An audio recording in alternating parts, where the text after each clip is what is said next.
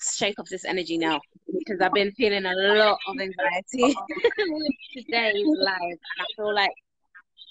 I feel like it's definitely in line with the topic, because this I feel like there's a lot of this energy going on in terms of okay, some people are seeing it out of sync, some people are seeing it in sync.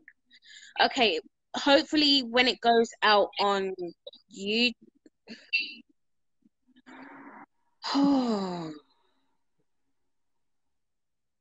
okay, it might be, I don't know, because even like my internet wasn't even working. Thank God for data, innit? I don't know what's going on. I don't know if it can't be the weather. The weather's fine. So the weather's fine. Gambling. So can someone let me know how is it out of sync? Because I'm just mindful if it goes on YouTube, if it's just going to be all over the place. What the hell was that? Just keep pushing. Yeah, I agree. Okay. Some people, some people can see, some people can't. I literally just saw some random symbol just come up on my screen. There's something literally sending something against this particular live, but you know what? It's cancelled. It's cancelled. Cool. Let's just kick on. Let's just kick on. Yeah. So, welcome to our podcast today. We're going to be doing a part 2 to reparenting through self-discovery. So we decided to make this into a series because this isn't a one topic. No, it's not a one live wonder. This is something that has so many layers and so many aspects to it that I feel like we need to do it justice by, going through a little series. And as we're in the beginning stage, let me go and say this from now. I did a post about this yesterday. As we are beginning our platform, we are still new to this whole, Facebook. I mean, I have been doing Facebook videos. I have been doing, no, I wasn't doing YouTube. I was doing some Facebook videos and stuff like that, but I've had a break. I'm trying to come back, and it's a lot. So you have to bear with the process of us trying to, it's going to be a bit scatty at the beginning. May not have a lot of structure, but it's purposely like that so that we can almost experiment, see what works, see how best we can bring this content to you in a way that you guys will be able to resonate. So just bear with us as we grow. It's all a process. And so today we are going to be talking about dysfunctional families, and we are going to be I'll be going into a little bit later in the live talking about different life scripts and how that can affect our lives, and how a lot of these are influences from our childhood. And so, we'll be going into a little bit of transactional analysis techniques, and that's all from inner child healing. So, I haven't got the notes, Kaiesha, so you can kind of kick off on the first bit. Let's not have a fun. Yeah, so we're basically going to be kind of following on from our last live. So I'm not too sure if some of you that are on this live caught the last one, where it was basically talking about parenting and, generational conditioning, how our parents have kind of passed down their ways of thinking, their habits, their traits, their suppressions, everything. And it's kind of like been repeated through us as children, and then how us also then as children become parents ourselves can then repeat the same cycle. So we're talking about how to kind of first be able to see them, how to kind of move forward and understand it, and then also then how to break the chains and reprogram our minds to kind of really think for ourselves and remember what we are doing as parents, how we want to parent, and also just being real and truthful to ourselves. That kind of goes into you know, where we're talking about dysfunctional families, that kind of coincides with the generational conditioning of what we decide to kind of take in. And then, like you talking about life scripts, that also coincides. This is really like a more in-depth. There's not only so much we could have done on that first live, guys. We can go in and out of so many different topics, but we will be digging into these ones in a lot more detail today. So yes. Yes. So I wanted to start off and kind of dig into the topic, being able to fight for your parenthood. And I'll kind of share a bit of like my experience, and we'll kind of flow from there and see how that kind of go off. So I've, like a lot of us have I come from a very kind of dysfunctional and very controlling family. So as a child, I was aware of like the trap that was created. I just didn't know how to get out. So I would do all these kind of rebellious different things, trying to find a way of escape. Not really feeling like it's much of an escape because I'm having to come back into the same home. So as I grow up, I leave home. I left home quite early, quite young, and I began my life. And I come to this point in my life where I've gone through. In fact, let me go back a bit. Even in my adult life, I still feel like I've been fighting to be an adult within my own family. So I think this is a very, very cultural thing in terms of parents that come from, especially from a Caribbean type background, not necessarily limited to, because I'm sure everyone has their experiences of this, but I can only speak from my experience of what I see, and that's in a Caribbean background. But there's this thing where they because they see what is right in their eyes, they believe that you have to see it as right in your eyes too. And I'm now in a process where, especially where I'm now a mother myself, I'm now trying to come into a place where I'm realizing how much control has been asserted over my own personal life, from whether it's from family, whether it's from partners, because we can also have dysfunctional relationships, whether from just friends or whatever. I just realized that there was this constant cycle of people being able to take control over me and almost distort how I feel or what I originally thought, because you don't trust yourself. You have to, you get into a place where someone else's voice or someone else's affirmations of things means more than your own affirmations and your own voice. And that's a very, very dangerous place to be. So I found myself going through the process of continually fighting this battle of, no, I'm not going to allow anyone to have any control over me, because I know where that goes. That goes into very, very dark places, and that's something that I don't want to recreate in my life now today. But it now again. I'm 29 years old. I'm a mum, and I'm still fighting, and it becomes very, very, very frustrating because I myself, I want to be, I'm growing up a child. He needs to be able to see me as mum, not as another child.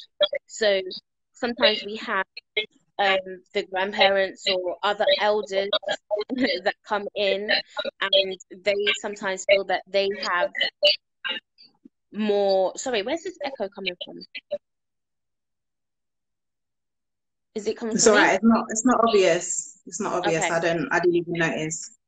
Yeah. They have they often feel like they have the right to be able to say, okay, this should go, that should go, and you don't have the opportunity to be able to form your own kind of way. It's almost like they've had the opportunity to be able to live life. You know, they may have had their own kind of restrictions and stuff, but it's like they want to enforce the same restrictions on the next generation, and we don't realize that we can unconsciously carry on the same cycle. And that's something that I decided I did not want to do. I did not want to create this whole possessive mentality, because even though I have a child and my mother, he's not my possession. He is my child. He chose to come through me on his own divine will. He has his own divine path. It's not for me to control him. It's for me to just guide him. And I feel like a lot of the families that we've grown up in, we haven't grown up in environments where they understand that their role is to guide and not to control. Even something I've realized recently, I grew up, so I'm originally a musician. I'm in a very talented musical family. A lot of people know who my family is, especially in the gospel arena and the secular arena, because my brother plays out a lot as well. So a lot of people know who I am. So they expect that because of the type of family I come from, that I would be, you know, just another musician. And that's been something that I've been really, really fighting through. And it's only recently I had flashbacks of when I was younger, and I realized actually I didn't want to be a musician. I didn't want to be an artist. It's something I actually affirmed out of my mouth. It's something I didn't want to do, but I thought that it was something I was supposed to do because I was talented at it. And so you have so many people affirming your talent, affirming what they expect you to do. But then I came into a place where I was like, actually, I want to be able to understand, who am I? What do I have? What other gifts do I have? Because I'm sure I didn't only just come with one gift.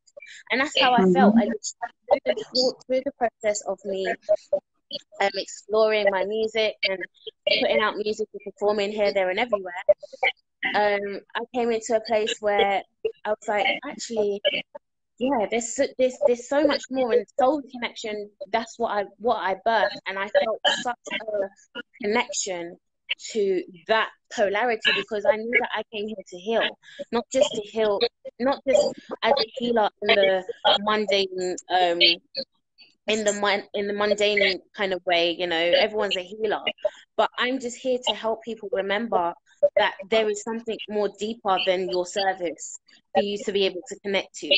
Like there's deeper experiences that we can be able to allow ourselves to experience if we allow ourselves to do that. I'm just someone who helps you remember.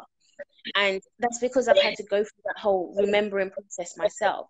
So it's a very, very kind of interesting process, because like I said, you go through this whole time where you're still fighting to almost be accepted for the sovereign being that you are. You came here sovereign, even though you came here into a family, you came here into a community, you came here into a country. Everyone else can hear the echo too, right? Oh man, I don't know what's going on with this feed. Hi, Brooke. We are so much more than what we are, what we see, what we appear to be. So that's kind of like my thoughts on that whole thing. What do you have to say on that, Kaiesha? I've come from a different kind of aspect, because I had my daughter when I was 17. So in essence, it's kind of like a child having a child. To some elders, it may seem like. So for me, I lent on my mom quite a lot during that process. And I feel like during my journey of parenthood, that whole fighting for your parenthood was, was ever going. But in the first stages, I heavily relied on my mum. Like, and the thing is, it wasn't just me relying on her. It was given that she was like the safety net. She kind of like was like, okay, she's a very dominant person. So she's like, yeah, this is what we're going to do, this, and this. And then suddenly she started to kind of stop in places.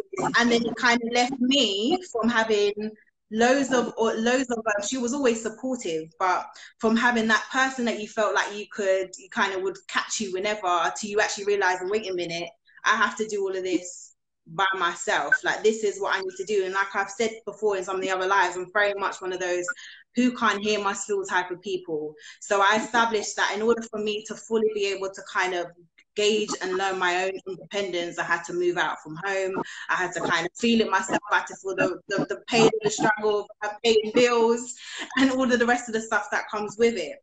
But I found that as I had my own place, it started to have, like, you know, you have the layers. When you have the fight between your child self and your adult self, right? Because when you have your parent, that's your mother, that's your father, or whoever raised you, that's the person that you look to, that's your role model, that's the person you seek guidance from. So when you now want to be that same exact person for your child, and then you have still an elder kind of like still being like, okay, no, you need to do this, you need to do that, and it's kind of like having to fight between cowering and just stopping and listening, even though you may feel like this needs to be something else, or you need to be able to actually move forward in your own starts as your own individual and learn it yourself. You're fighting against your mommy told me, you know, that's maybe not the right way to go, and then feeling almost guilty if you don't conform to what you've been told. So it's like that fight between your child self and your adult self is continuous, and you're consistently trying to find yourself. But I think the things that I've learned through my own experiences about managing my own expectations, and also trying to ask myself the question, what I feel like a parent is. Like, sometimes we forget that we are all humans ourselves. Like, I am also me, Kaiesha. I'm an individual. So as we know, we have to be able to develop and learn self, right, in order for us to be able to parent at the highest level that we possibly can. If we lose a sense of self, then we are physically unable to do our very best with our child. We kind of lose that connection. Then the reliance and that codependency that we have on outside influences becomes a lot more heightened, because we have lost that train for ourselves. We haven't been able to build that connection with ourselves and trust in our own voice. And a lot of things that you just said about your thing, sound like a lot more about like trusting yourself, trusting your voice, and being able to fight for that acceptance that actually I'm doing a good job, actually I'm okay, actually I can do this. But then we also have to remember is that I had to learn a very hard way, was that a lot of times you're fighting for understanding, you know, you're fighting for understanding more than anything. You're looking towards somebody else to try and understand what's going on in your head. Like, this is what I'm doing. Can't you understand that if I'm trying to tell my child this and then you're telling her something else, she doesn't know which one's the parent. I'm trying to understand. I'm trying to make you understand that, wait a minute, I've actually grown. I'm no longer a child anymore. Now I'm a mother myself. And though I respect you and I love you, that I have my own stance, I have my own lessons to learn. And that's also important. And being able to actually bring yourself forward. And it's like fighting the respect levels, because you always have that. And that was my thing. Like, my mum's never not taught me not to be respectful. She's always been like, be respectful, and all the rest of the stuff. And you're kind of fighting against that. Like, okay, how do I tell my mum it's time for me to parent now without making it sound like I'm trying to disrespect my mother, and that I don't care. It's not me trying to say to her, okay, you know what, mummy, I don't care what you're saying. I love you, I care for you. My child will respect and care for you as a grandparent, but I am a mother and I need to learn myself, you know. And it's like respecting the boundaries. Respecting the boundaries is important. No, Boundaries. Ooh. Ooh. Listen,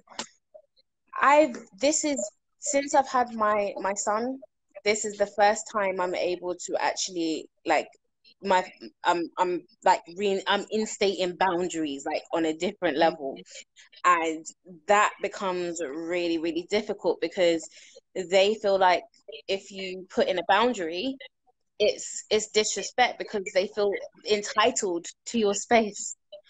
And that in itself is the being able to even acknowledge that that's even what's taking place is a deep thing, because something that I realized this week, there's a lot of toxicness that happens in our family that we're not even aware is even toxic, and we allow these things to continue to go on. And I say this even for myself, because I knew that I grew up in a very kind of crazy home, but as I grew up, and especially me kind of becoming a therapist myself and going into like inner child healing and just exploring these different things in itself, I've been like, whoa, I've been in a very toxic like environment, but also my mind is so toxic that I don't even, the fact that I'm seeing this as normal, the fact that I see this behavior as normal, that is dangerous, because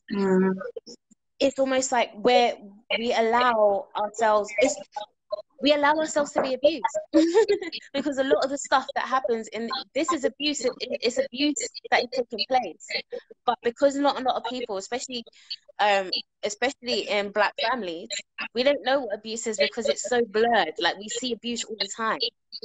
So for anyone to be able to speak out and be like, actually, this is wrong, it's hard, because who's even been told it? Who's been taught it? We've grown up in communities that have affirmed these toxic behaviors. You have your family home. You've got maybe the auntie that you call auntie, that if you misbehave yourself, she's gonna come and catch you out and back your mum or back your dad whenever they're coming to tell you off or whatever. But they're still bringing that same toxic approach. No one's changing the approach. And the whole thing about misunderstanding is so key, because I feel myself, I've grown up my whole life being misunderstood, with people always trying to like come out and be like, no, I actually do know you, I know you. And it's like, how can you know me if I've never even allowed myself to expose myself to you? And it's like, we grow up in families that have this expectation that actually, like, no one can know you better than me. And it's like, no, actually, a lot of more people know you better than me. And it's like, they won't allow themselves to even accept that, because it's almost like a disrespect for them to even hear that themselves. Because they're an elder. Sorry? And you have that thing of respecting your elders, and you must say, do as I say, not as I do. Do you know what I mean? So that is continuous. It's an ongoing cycle. It doesn't stop. But the thing is that they often don't even realize it themselves. It's what we talk about, generational conditioning, because they too have gone through that same level of conditioning, to the point that they're not even realizing that what they're doing is that effective to us. Like I spoke last time about actually how a lot of parents don't teach their children to be conscious thinkers. They don't teach their children to think for themselves. They teach them to do what they do, to replicate what they tell you to do, but not actually to think for yourselves. I was blessed. I was always taught to think for myself, right? But in the same aspect is that what I've come, and even what I've looked at and I've learned over the years, is that the set state of mind is serious, right? Because no matter how much things that we have gone through, and how much times we might be taught to be conscious thinkers, as we grow up and watch our parents, we are internalizing everything that they do, how they act. So no matter what they say, we still are mirroring that exact thing that we see. And that's what that better state of mind is. It's about from the age of a baby to the age of 7, how we are like all the information that is around us, and it then getting locked into our whole mental state of mind, how our mental level of conditioning is implemented and locked from that young age. So anything that has been instilled in you, anything that you've experienced during that child state will be continuously replicated throughout your adult life. And that's why going back to yourself and looking at your child self and being able to actually face yourself is important, because we don't realize how much of that has spilled into our adult self. And that's why a lot of the things of us kind of battling between our adult self and our child self when we're facing our parents can also be so difficult, because if we're locked in our child state of mind, then we're still always being controlled regardless. We're still locked in that we need to stop, we need to listen, we need to do what our mothers or our parents or whoever's guiding us is telling us to do, and we're not actually looking at ourselves. And that's something that that's called the game as well. And it's in transactional analysis, we switch between the adult ego, we switch between the parent ego, and we switch between the child ego. And that can happen many times, and it's almost like, who are you? And I'll go through the different identifications of the different types of life scripts. I'm also going to do a separate live by myself that I will go in depth into kind of life scripts and stuff like that. As I said, we're just kind of laying the foundation at the moment, so just take that journey. But the next thing I wanted to go on to was it's perfectionism, but also this in my personal experience, and I believe in a lot of our households, we've grown up, if anyone knows what love languages is, the 5 love languages, I believe a lot of us have been brought up in types of homes where the love language was acts of service. So that means that you have to be able to do something to gain the love or attention of your parents or those you love or your love or whatever. But in my case, that's what happened with me. That's why I brought up parents, because I realized that me doing music and even me going to university, I went to university. I really didn't need to go to university, and I still didn't even finish my course right at the last bit of my course. I got to my final major project and I couldn't even finish it. But I drove myself to that place because, and do you know what? I'm going to bring in something. Someone mentioned it before, manipulation, but also manipulation. Now there's some things that families can do where they'll make you feel guilty for not being able to be at the level that they think that you are at. And sometimes it can be so narcissistic where they can actually use things like the loss of life, or like, for example, I was a very rebellious child. I wasn't even rebellious, I was just very misunderstood. But I believe that sorry, one second. I believe that I was, sorry, let me try and gather my thoughts and bring this up. We were brought up in a cult environment. That's the only way to kind of put it, in a church. And I remember me only becoming a Christian initially because I knew that if I did, my parents would be okay. And again, that's another form of manipulation, another form of like making you feel guilty, because if you're not a Christian, you're going to go to hell. And I'm just mentioning all of these different examples of manipulation, or even blackmail, like someone mentioned before, and then connecting it to what you was just bringing up, about finally kind of being aware of it. Like I wanted to come into a place where I needed to hear my own voice and not hear my parents' voice. Like, you should do this because of this, or you should do that because of that. I wanted to come into a place where it was like, what do I want? What do I believe? Like, what am I supposed to do? And you know what? It took me a very, very long time to identify that, because I'd spent so much time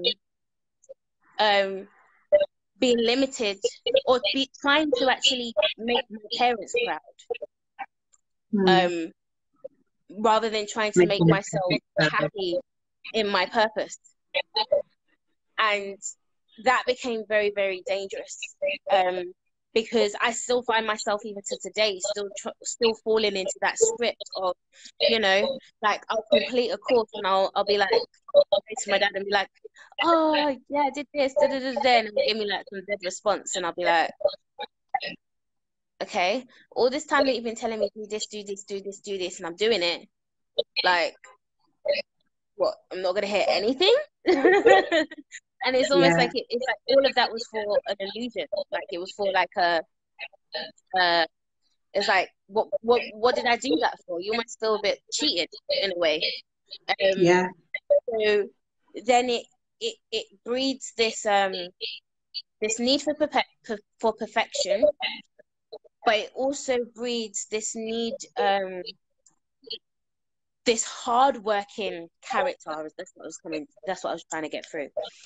This need to always work hard.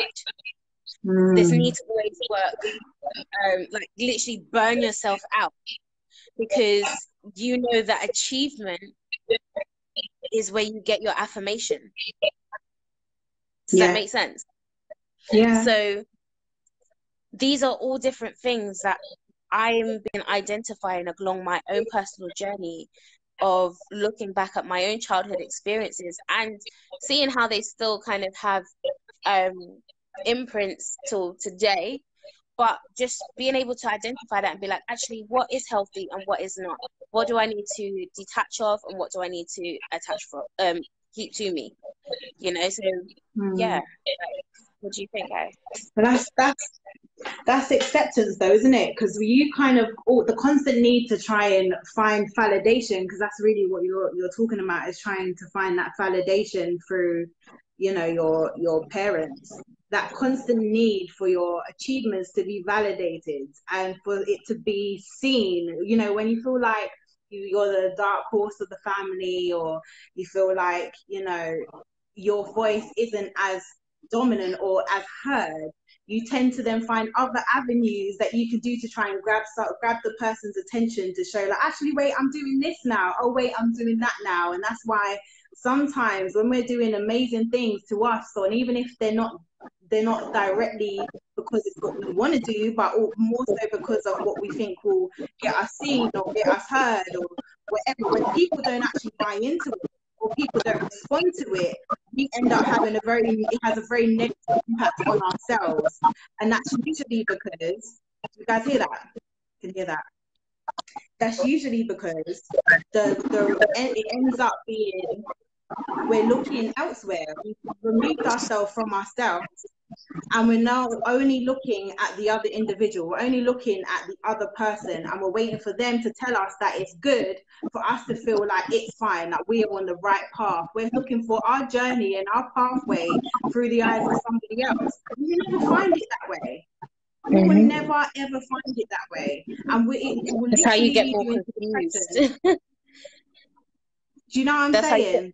That's how you get more confused, because you're trying to attach yourself to something that doesn't belong to you. It doesn't, and the thing is, it does not exist. Yeah, it does not exist. And this is the thing. This is what I had to learn, right? And it's a whole different side from from, you know, your side as well, is because, like, for me, I had to learn about what burdens I was placing on my mother. Like, what things did I need to take responsibility for myself, right?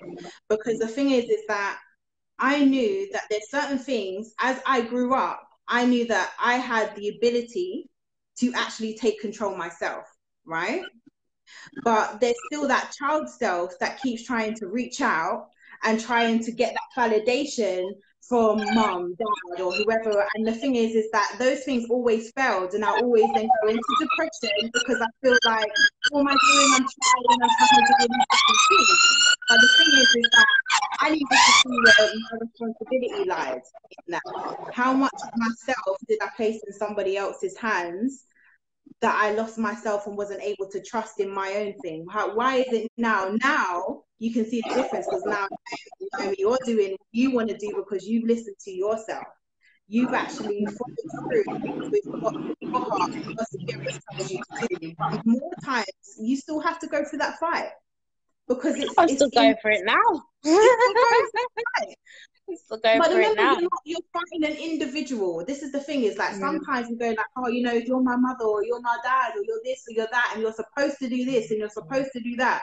But you're forgetting that they're also individuals. And I had to learn that through being a parent myself. Like, I had to stop looking at my mother just as a mother, but actually looking at her as an individual, because she has gone through her own things. She has gone through her own journey, and some of her suppressions can also be spilling out. She might not be realizing it, just how some of my suppressions are spilling out. And but the thing is that where the lines get blurred is because the communication isn't always constant. Sometimes our dark moments or our dark experiences, we don't kind of bring out, we don't talk about it. So then we don't have that understanding to understand, okay, well, this is why you're doing it, because you've gone through this, or this is why you're doing this. It's just like, well, I didn't tell you to do that. You shouldn't do this. You shouldn't do that. And there's that lapse of communication. And it's just understanding and seeing your own growth, and be able to understand more so than anything that we are all individuals, and it kind of helps you to kind of look at people with a different eyes, look at yourself with different eyes, and actually be able to look at yourself and go, you know what, how could I have actually done better in this situation? Like, what could I have done to be able to actually better myself? How much did I relinquish of my own power for validation, or for acceptance, or for understanding? How much of that did I give? And then you end up not losing so much sleep. Not much. But like I said, we're all human. So when the fight come back again and you have the same argument you did have 10 years ago, it's an ongoing thing. It's an ongoing thing. So I can see that the live is still doing a bit of a madness. When it goes on, when it goes on YouTube, it should stream how we're seeing it now. I know I can see Kaiesha's going a bit in and out, but it should be near enough okay. So just bear with us, guys. You can see that we've been going through a lot. But I'm just going to go into life scripts now. And there's a book. I can't remember what the name of it's called. It's Championing the Inner Child or something like that. But Eric, there's two specific inner child therapists that I really, really love, and they've got really good material, and it's Alice Miller, and it's Eric Byrne. Now, Alice Miller, because I think you mentioned something, and there was an aspect of me that was getting triggered because as much as I understand that my mum has, or my parents, they had their own path, that they've gone through their own experiences, but at the same time, I'm not accountable for that, and I refuse to be accountable for that. And I think the reason why I brought up Alice Miller is because there's a difference in terms of psychotherapy and alternative therapy. It's like inner child healing. Now, psychotherapy, they push things like forgiveness, in their therapy.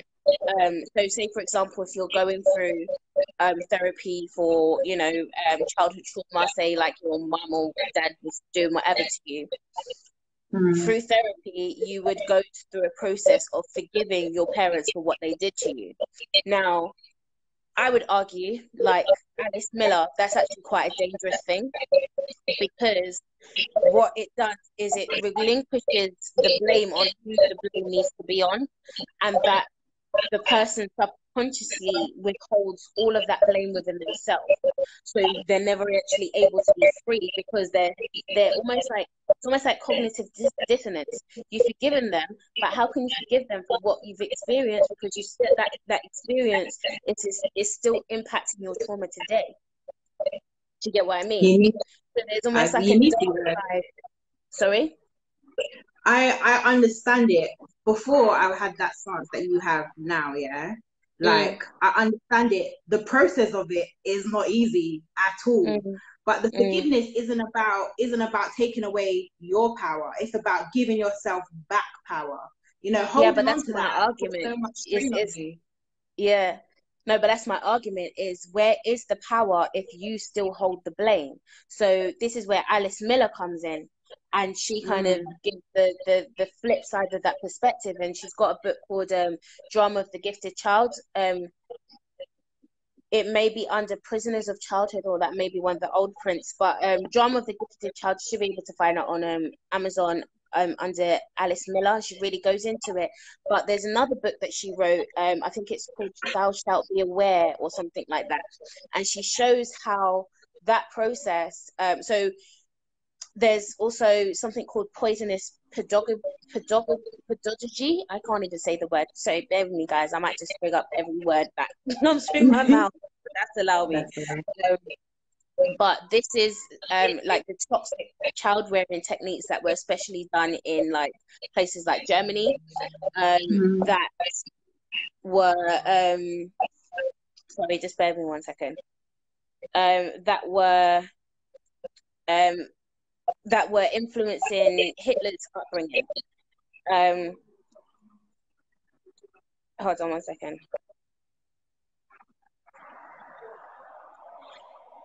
So this technique influenced Hitler, and she brought the argument that because of Hitler's suppression for the behaviors of his parents, that's what actually created him to be what he is, because he had to now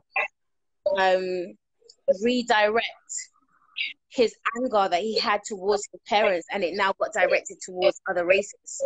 So that thing in itself, it doesn't actually get dealt with if you just say you're forgiving someone, because where does it go? It just gets transferred somewhere else, that pain. So it's just like being able to look at that like all the way around. But I'm just going to go into a bit of life scripts at the moment.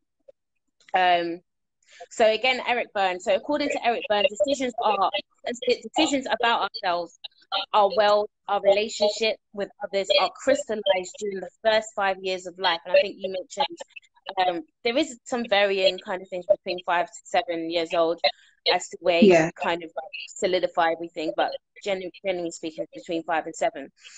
These decisions are based on encouraging and disparaging on the encouraging and disparaging pattern we receive from our parents and others. Based on these decisions, we assume one of the 4 basic psychological life positions, which to a large extent determines our pattern of thinking. So, sorry, bear with me 1 second. Our early existence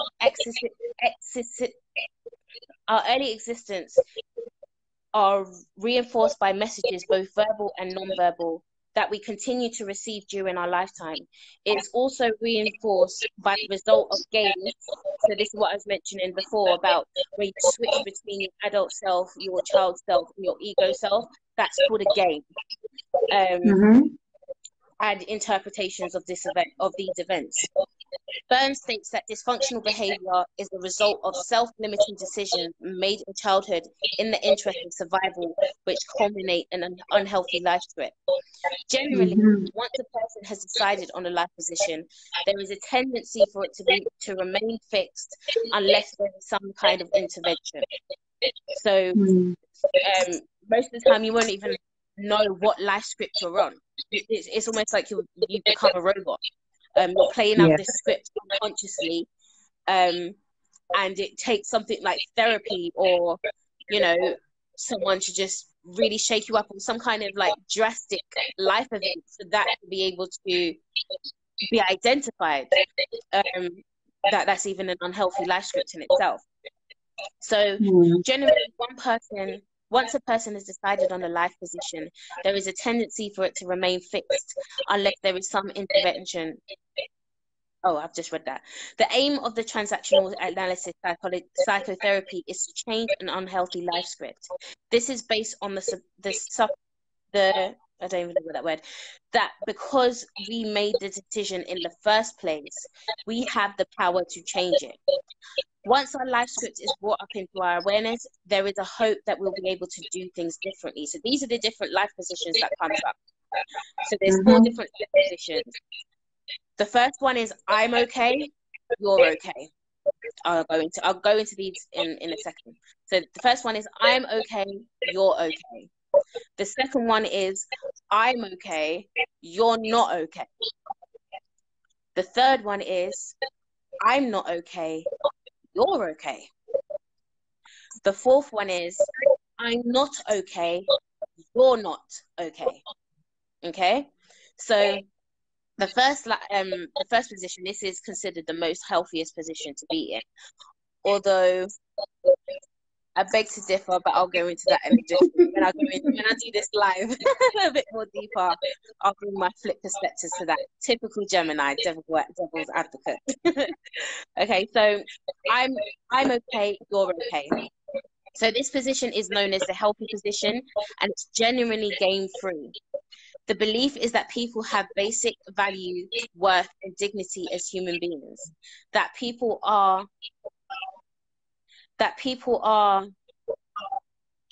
sorry, I can't even see. That people are okay is a statement of their essence, not necessarily their behavior. This position is characterized by an attitude of trust and openness, a willingness to give and take, and an acceptance of others as they are. People are close to themselves and to others. There are no losers, only winners. So the next one is I'm not okay, you're not okay. So I'm okay, you're not okay. This is a very narcissistic tendency, narcissistic position.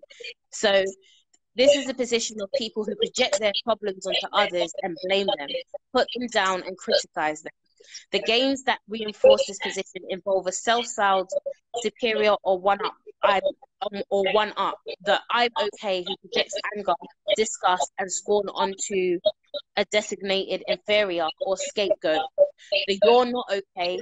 This position is the position of someone who needs an underdog to maintain his or her sense of okayness.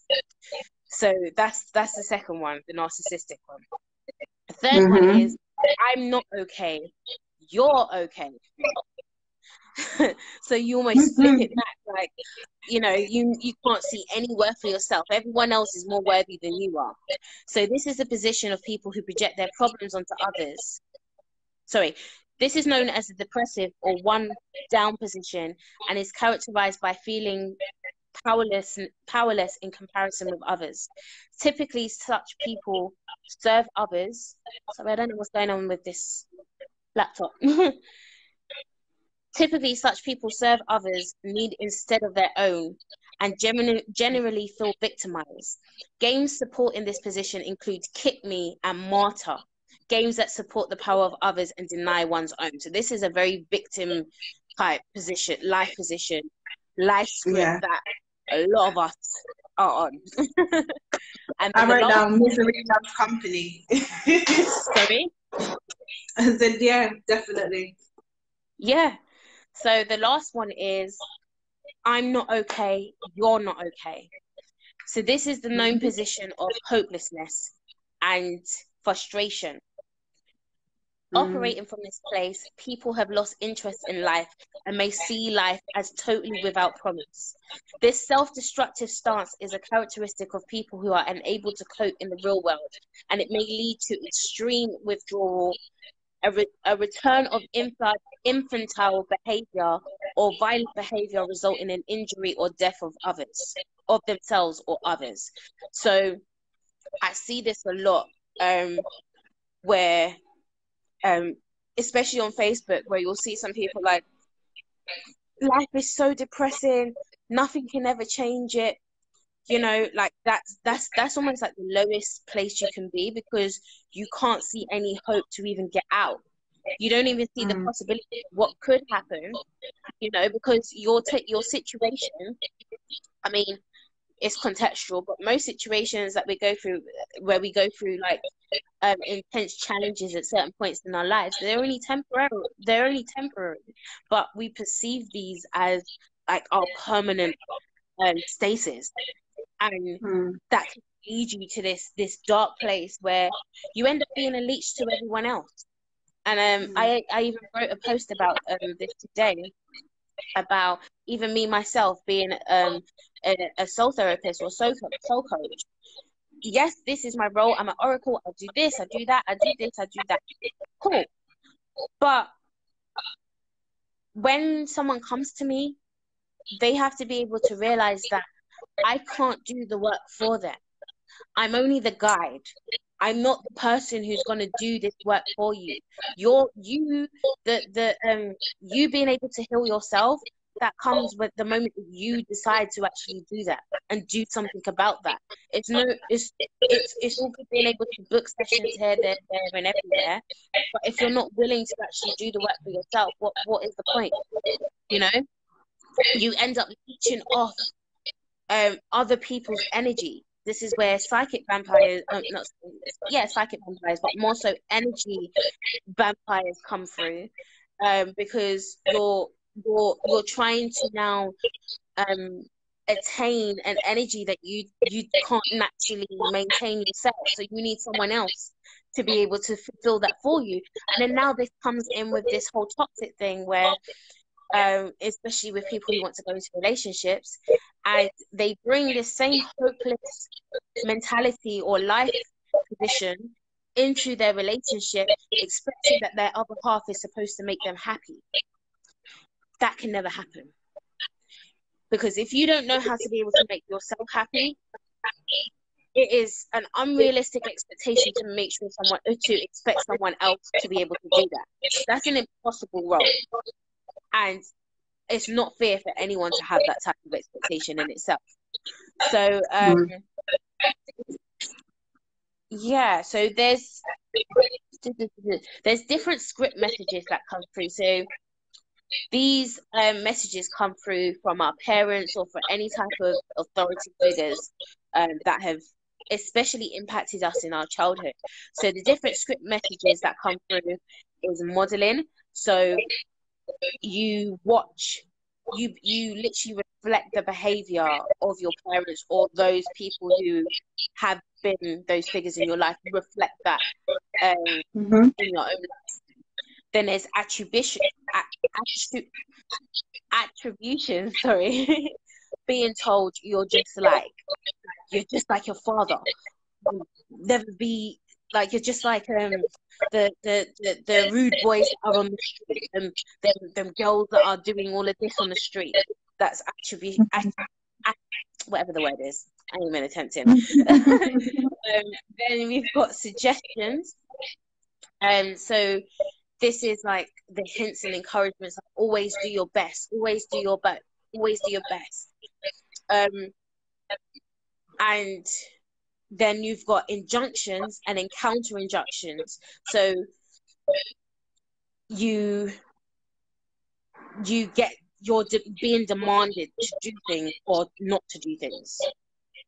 So those are the different kind of script messages that come alongside the life positions that I mentioned earlier. And there is a little meditation that you can do to help with being able to identify your life scripts. I'm thinking to actually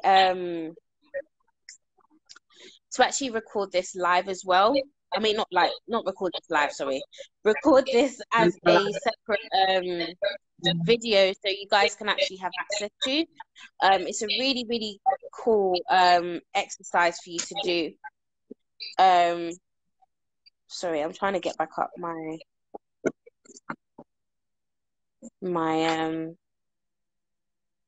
thing.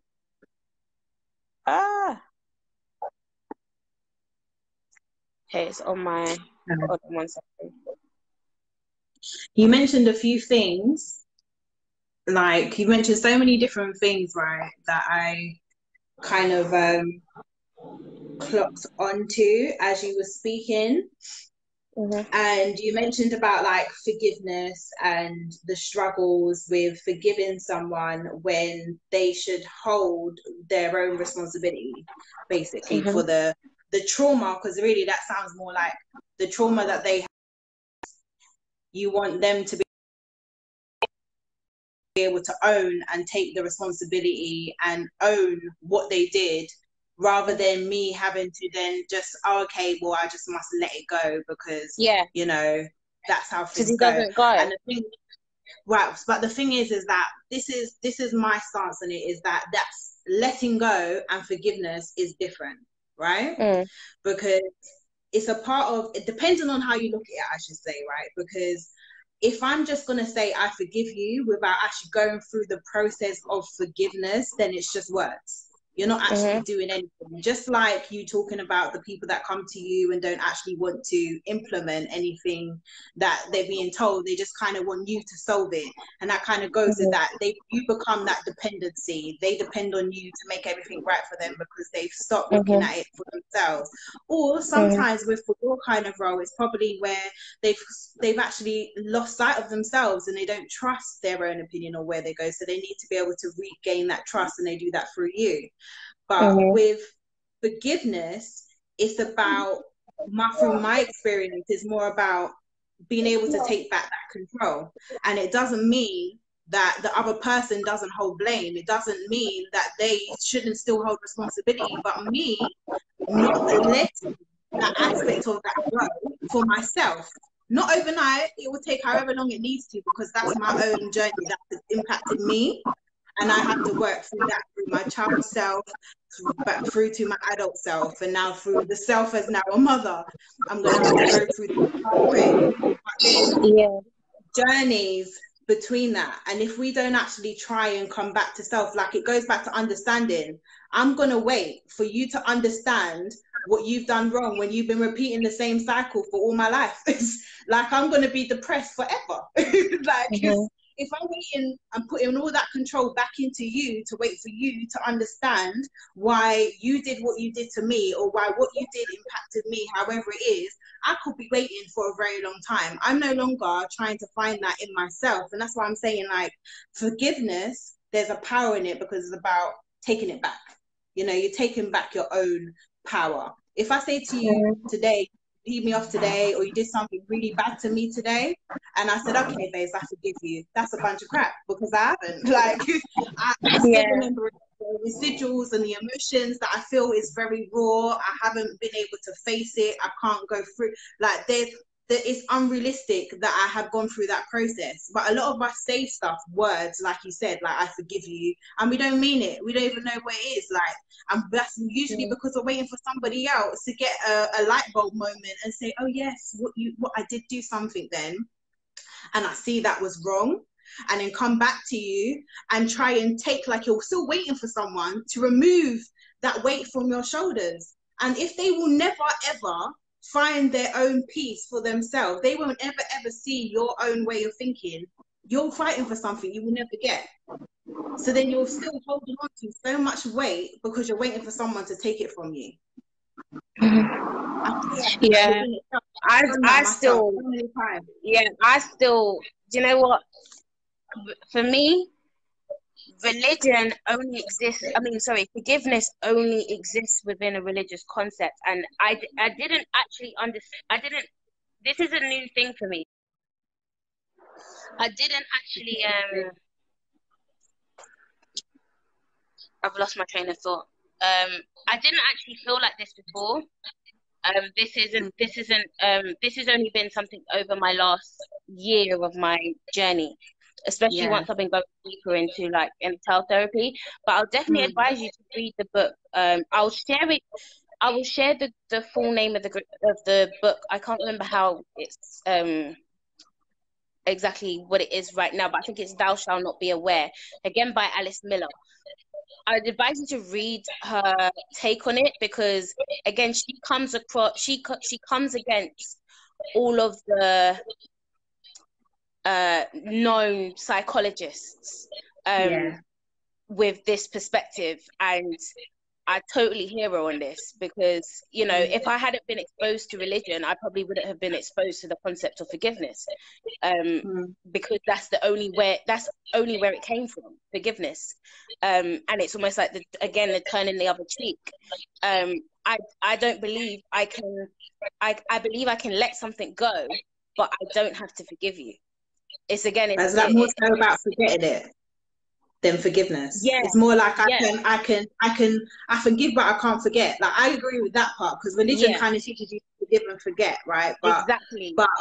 I don't necessarily agree with the forgetting. I think when you forget, you're a bit ignorant. Like, you kind of allow yourself not forget. When I say forget, I mean like let go, like actually just let go the attachment to the circumstance itself, the event that caused you pain, the event that so it's like just letting go from that, so it's no longer an attachment, because that continuously becomes your trigger 100% going forward. So I'm going to have to upload the meditation separately, because again, technology wants to be going all over the place for me today. So I will post that up separately on the YouTube page, so you guys can get back to. But I want you to just take some time after this live to just evaluate, like, what type of life script are you on. And the meditation that we're going to be going into is literally going to be viewing your life, almost like like you're sitting in a cinema, just viewing your life. And you're going to be viewing your life at different sections of your life, and just doing a script analysis. This is called a script analysis, an analysis of the script. Is there patterns in the different scenes that has decided to pop up in your subconscious mind? What are those themes? What is it that you've noticed from your past that maybe you don't need to take into your future, or maybe the other way around? These are different things that you need to be able to identify within the scripts that we are running. And this is why I've been bringing a lot of attention to actually writing your story, because this again is your life script that you're changing the life script that you've been accustomed to this whole time. So definitely take some time to evaluate that. And so just in conclusion, do you have any conclusion thoughts? Conclude whatever the word is, guys. The ending words. Right. So it's basically, don't try to find yourself, and it all comes back to self. And a lot of our lives actually seem to always come back. It takes a full circle back to knowing yourself and trusting yourself, trusting your own process and trusting your own journey. Sometimes, especially when you're dealing with dysfunctional families, the only way majority of the times to get out of it is by able to look back on yourself and see, okay, I need to be able to take myself out of this, or okay, what is it about this particular situation that is giving me triggers, or that is hindering me in a negative way, or which is impacting my parenting. You're going to have to really look in the mirror and figure out what points, and like you said, in regards to the life scripts, like which stage you are at, so that you are able to actually relinquish the burdens and the weight that you place on yourself, and forgive yourself. I use the word forgive, so I will use it. Forgive yourself, and take away the guilt that you might have held on yourself. because we hold a lot of guilt sometimes for what we feel like we should have said and we didn't, when we should have stood our ground and we didn't, when we kind of let somebody else have that power without actually be able to trust in our own voices and trust in what we wanted to do. Forgive yourself, learn from yourself, and move forward. We are always growing. The people that keep telling you, well, I know you more than you know yourself, I'm still learning me. So you can't know me more than I know myself, but I'm still learning. And I change all the time. Younger. And that's everyone. That's parents. That's everyone. Yeah. Like, you can't know me more than I know me. I'm still learning me. Okay. But there is certain things that a mother might know more than I know for myself as a young child, because she's seen a different side of me. I always say, like, we are multifaceted individuals. We have many faces, and even to our parents or the people that grow us or whatever, we have a certain face for them and a different face for other people. It's not because we're picking and choosing, it's just what naturally speaks for, what naturally shines forth. Don't forget your own voice. Remember your voice to actually listen to self, and find other avenues to kind of embrace that, like Naomi's talking about meditation, or for me, for understanding like my childhood struggles. For me, I had to go, and that was a part of my counseling process. I had to realize that there was a lot of suppressions that I had gone through, so I had to face my child self and then understand other things, and that's where I understood that understanding, we spend so much time trying to make people understand us. 9 out of 10 they won't. So stop trying. And that is a process within itself. It is a process within itself, but in time, you will learn it. You will lose sleep, you'll become depressed, and all the rest of the stuff, it's really not worth it. Take the time to learn you, understand you, ground yourself, and then you'll be able to move forward. This line is going messed up again. Yeah, I don't even know what's happening, but I would say definitely learn to identify yourself more than anyone else could, because oftentimes, or not oftentimes, sometimes there can be, you know, someone who does know you very well, and you know that becomes like your benchmark. Oh, this person knows me, so you know, what do they think? Like, get out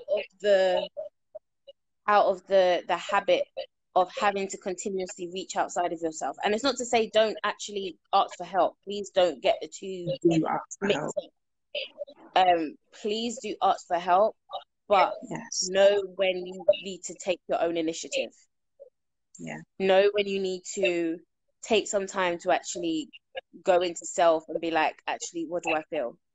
Like, what do I feel about this situation? Like, what am I seeing?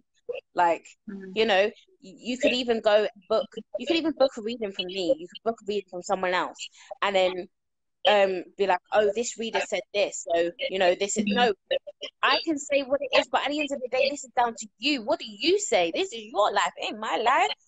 I can pick up, but this is your life. You need to begin to take control of your own life. So I would say definitely be committed to the process of discovering you.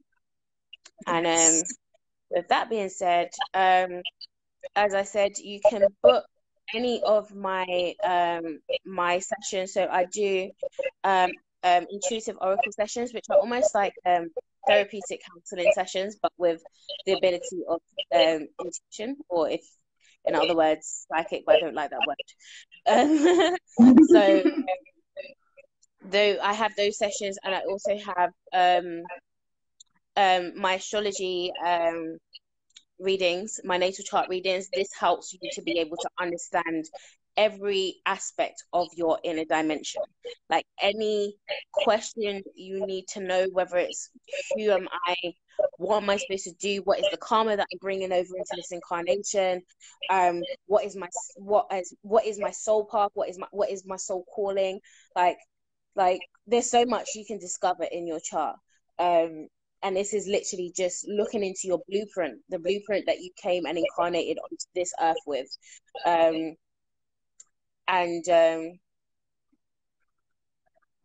Yes, definitely, Paul. Do you feel that someone who knows you well can also come across controlling? Yeah, definitely. So yeah, that was my astrology reading. So if you need any of those types of services, I will be bringing out more services soon too as well. So definitely keep an eye out for that. But you can head over to my website on www.soul-reconnection.com, and we also continue this conversation in our Facebook group. So we have the Inner Realms on the Inner Realms on Facebook. Facebook group, and this is where I'm actually encouraging people to almost come out of their comfort zone. So I've got people that been doing like their video intros and stuff, like actually coming live for the first time, and I think that's really empowering because it's been able to set the foundation and the routine to be able to continuously step into a place of expressing your own truth.